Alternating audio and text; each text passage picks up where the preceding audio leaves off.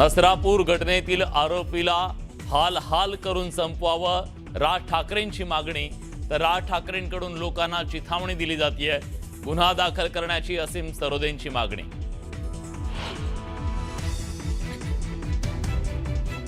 लैंगिक शोषण आणि अत्याचार प्रकरणातील आरोपींना पॅरोल देऊ नये, मुख्यमंत्री देवेंद्र फडणवीसांचे कॅबिनेट बैठकीत निर्देश।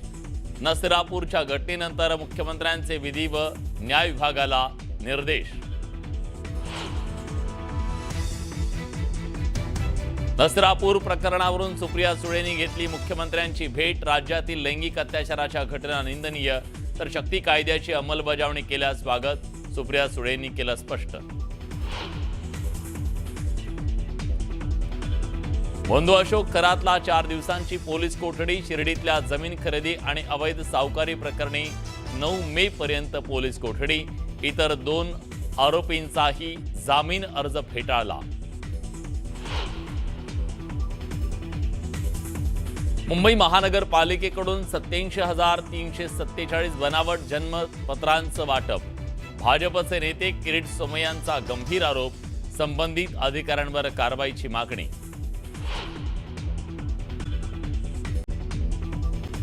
पश्चिम बंगालच्या मुख्यमंत्री पदाचा राजीनामा द्यायला ममता बॅनर्जींचा नकार।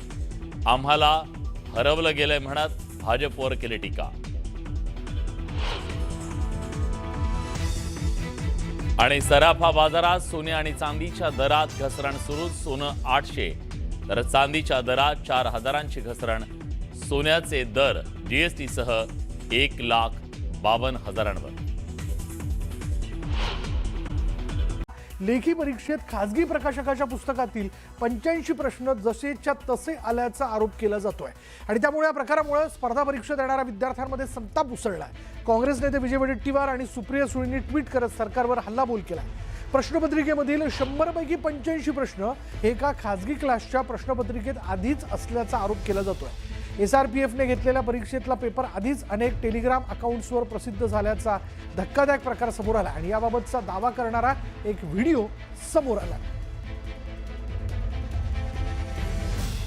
या व्हिडिओमध्ये या पुस्तिकेतील 100 पैकी 85 प्रश्न या परीक्षेत आल्याचा दावा या तरुणाने केल्याचा आपण बघतोय। ते पुस्तक कुठलंय हे देखील तो समजून सांगतो की याच पुस्तकातनं 85 प्रश्न जे आहेत उत्तरासकट, म्हणजे 85 प्रश्न जे त्या प्रश्नपत्रिकेत आलेले होते आणि आधीच ही प्रश्नपत्रिका जी होती ती टेलिग्रामवरती व्हायरल झाली होती।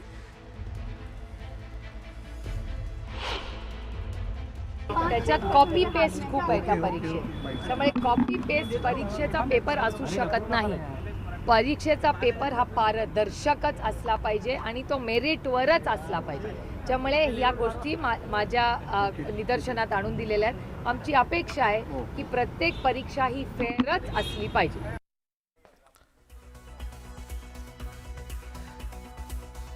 याबद्दल काही महत्त्वाचे मुद्दे आपण जाणून घेऊयात। SRPF दौंडच्या लेखी परीक्षेत खासगी प्रकाशकाच्या पुस्तकातील 85 प्रश्न जसेच्या तसे असल्याचा आरोप जो आहे तो केला जातोय।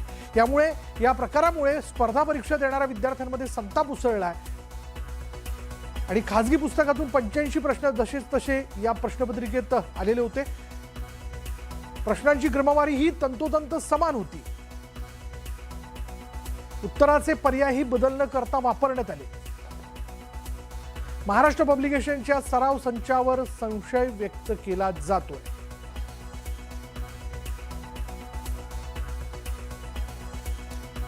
याविषयी राज्याचे काँग्रेसचे नेते विजय वडेट्टीवार यांनी काय ट्विट केलंय, काय त्यांनी एक्स वरती पोस्ट टाकली बघा। त्यांनी म्हटलंय की राज्यात स्पर्धा परीक्षा देणाऱ्या तरुणांच्या आयुष्याशी सरकार अक्षरशः खेळ करते। आता हे उघडपणे दिसून आलंय।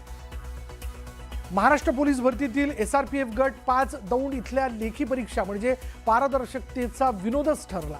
तज्ज्ञ अधिकाऱ्यांनी प्रश्नपत्रिका तयार करावी अशी अपेक्षा असताना 100 पैकी तब्बल 85 प्रश्न एका खासगी प्रकाशकाच्या पुस्तकातून जसेच्या तसे उचलले गेले। मग ही परीक्षा होती त्या पुस्तकाची ओपन बुक टेस्ट, ही चूक नाही, ही व्यवस्था ढासळल्याची स्पष्ट निशाणी आहे। पोलीस भरतीसारख्या संवेदनशील प्रक्रियेत असा प्रकार घडतो म्हणजे आतूनच कुठेतरी साखळी जुळलेली आहे का असा प्रश्न निर्माण होतो। सरकारकडून केवळ घोषणा आणि जाहिराती, प्रत्यक्षात तरुणांच्या भविष्याशी खेळ सुरूच। 3,977 मुलांनी प्रामाणिकपणे मेहनत करून ही परीक्षा दिली। त्यांच्या स्वप्नावर असा पाणी फेरणाऱ्यांना वाचवायची की जबाबदारांना शिक्षा द्यायची, हा निर्णय आता सरकारने घ्यायचा आहे. अन्यथा पारदर्शक भरती हा शब्द केवळ पोस्ट पुरताच म्हणजे पोस्टर पुरताच उरेल.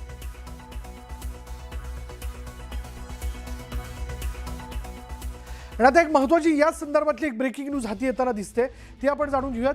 राज्यात स्पर्धा परीक्षा देणाऱ्या तरुणांच्या आयुष्याची सरकार म्हणजे ही परीक्षा झाल्यानंतर 4 ते 5 तासांनंतर ही बाब जी आहे ती समोर आलेली आहे. आमच्या प्रश्नसंचातून सलग 85 प्रश्न घेण्यात आले असं प्रकाशकांचं म्हणणं आहे. दरम्यान ज्या पुस्तकातील 85 प्रश्न घेण्यात आलेले आहेत त्या पुस्तकाच्या संपादकांनी सर्व आरोप फेटाळत चौकशी करण्याची मागणी केलेली. यात आमची काही एक चूक नाही असं या पुस्तकातील प्रश्न संपादित करणाऱ्या व्यक्तीचं म्हणणं आहे.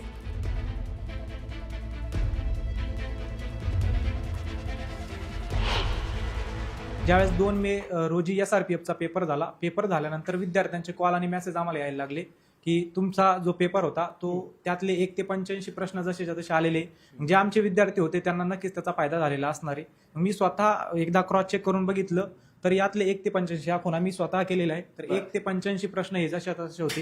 हे कळायला मी आमच्या सोशल मीडियावरून ती माहिती विद्यार्थ्यांना दिली.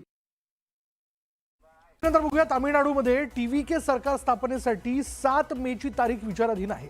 सूत्रांच्या माहितीनुसार याबाबतचा अंतिम निर्णय पुढील एका दिवसात घेतला जाऊ शकतो.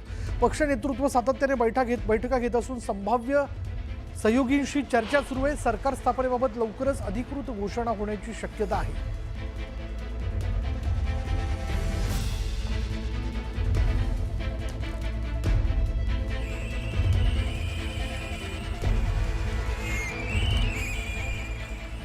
आणि आता रायगडच्या संदर्भातली एक महत्त्वाची बातमी समोर येताना दिसते. ही बातमी अशी आहे की रायगडच्या पालकमंत्री पदावरनं पुन्हा एकदा रस्सीखेच जी ती सुरू झाली आहे. म्हणजे रायगडमधील राष्ट्रवादी आणि शिवसेनेतील वाद आता अखेर संपुष्टात आला असं आपण म्हणूयात.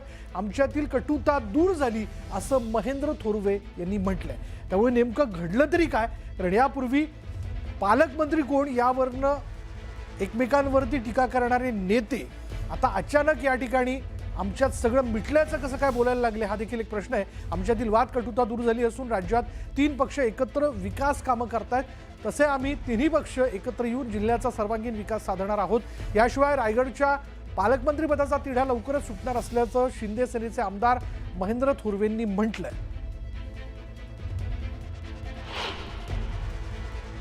माझ्या मते आता राज्यामध्ये शिवसेना, भारतीय जनता पार्टी आणि राष्ट्रवादीचं सरकार या ठिकाणी आहे. मधल्या काळामध्ये शिवसेनेमध्ये आणि राष्ट्रवादीमध्ये जे काही मतभेद जिल्ह्यामध्ये झालेले होते या संदर्भात थोडी आता तटकरे साहेब स्वतः शिंदे साहेबांशी बोलले आहेत. त्यामुळे थोडीशी या कटुतामध्ये थोडीशी शिथिलता आलेली आहे. आम्हाला सुद्धा शिंदे साहेबांनी त्या ठिकाणी सांगितलेलं आहे की आपल्याला संघर्ष अशा पद्धतीने आता पुढील काळामध्ये करायचा नाही. त्यामुळे राज्यामध्ये जे काय आज 3 पक्ष एकत्रपणे येऊन चांगलं काम सुरू आहे. आणि आता एक महत्त्वाची ब्रेकिंग न्यूज अशी आहे बघा, राष्ट्रवादीचे जिल्हाध्यक्ष या ठिकाणी जर आपण बघितलं, एक महत्त्वाची ब्रेकिंग न्यूज अशी की सुधाकर घारे 2 दिवसांपासून नॉट रिचेबल आहेत. ते नेमके कुठे आहेत हा सगळ्यात मोठा प्रश्न आहे. सुधाकर घारे हे 2 दिवसांपासून नॉट रिचेबल असल्यानं कर्जत मतदारसंघात कार्यकर्त्यांमध्ये संभ्रम निर्माण झाल्यानं विविध तर्कवितर्क निर्माण झाले. राष्ट्रवादी पक्षातील सुरू असलेल्या नाराजीच्या पार्श्वभूमीवर या घटनेकडे गंभीरतेने पाहिलं जाते. दरम्यान कर्जत खालापूर मतदारसंघातील एका पक्षप्रवेश सोहळ्यातही घारे यांची नाराजगी दिसून आली होती. त्यामुळे त्यांच्या नॉट रिचेबल होण्यामागे नेमकं कारण काय याकडे सर्वांचं लक्ष लागलं. या सर्व घडामोडींमुळे रायगडमधील राष्ट्रवादीच्या राजकारणात पुढील काही दिवसात मोठे बदल होण्याची शक्यता वर्तवली जाते.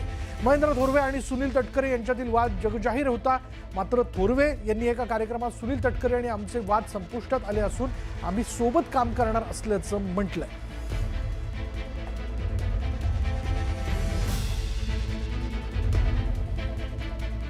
तर गोंदिया जिल्ह्यात पावसाचं तुफान बॅटिंग जी ती बघायला मिळते. पावसाची वादळी वाऱ्यासह पावसाच्या जोरदार सरी बरसल्यात तर अनेक ठिकाणी गारांचा पाऊस झालाय.